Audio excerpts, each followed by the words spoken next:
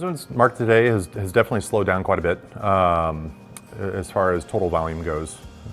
Transactions are still taking place, and in time on market for homes is still relatively moving pretty quickly. But compared to what we're used to over the last handful of years, we're used to that weekend or less than a week on market. Buyers are very sensitive to pricing. I think in today's market, we have so much information available to buyers that they're quickly able to get tuned into what real value is.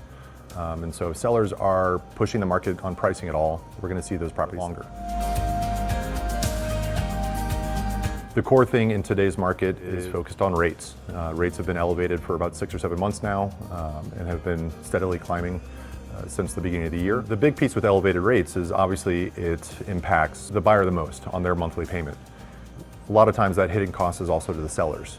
Typically when we see rates rising, pricing begins to soften and we see price decreases. Today we haven't seen that because of the lack of inventory.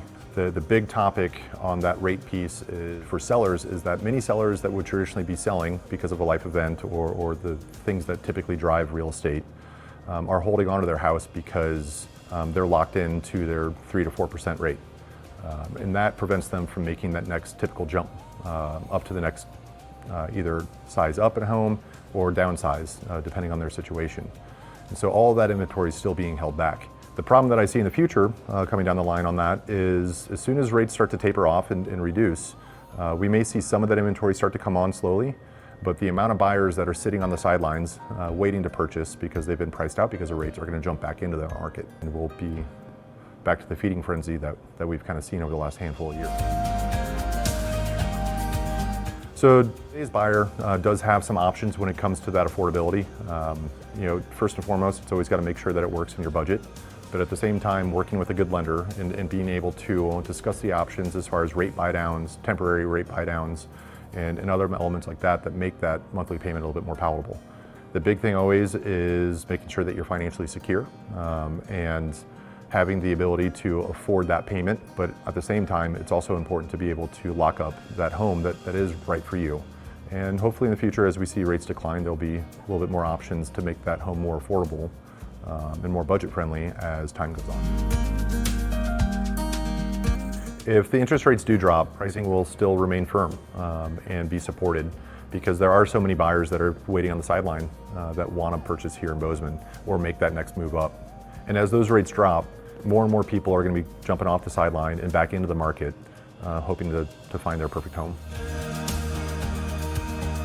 And for first-time home buyers, there is hope for them in today's market. They may have to shift their perspective of what they thought their first home may be and move that from a single-family home in Bozeman proper to a townhouse, whether that be Four Corners or even moving out even further in their search and expanding that to Livingston, Three Forks, Manhattan, and other surrounding areas.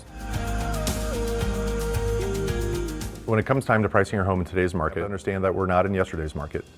The last couple of years, we've become accustomed to being able to push the price and continue to push that with each new contract, no inspections, and make high demands of buyers. In today's market, we have to be a little bit more patient. We have to be able to focus on the expectation that we're going to have contingencies, that the home is going to be inspected, but we're still getting pricing at near record levels, and that pricing continues to remain firm. We just always have to remember to be patient.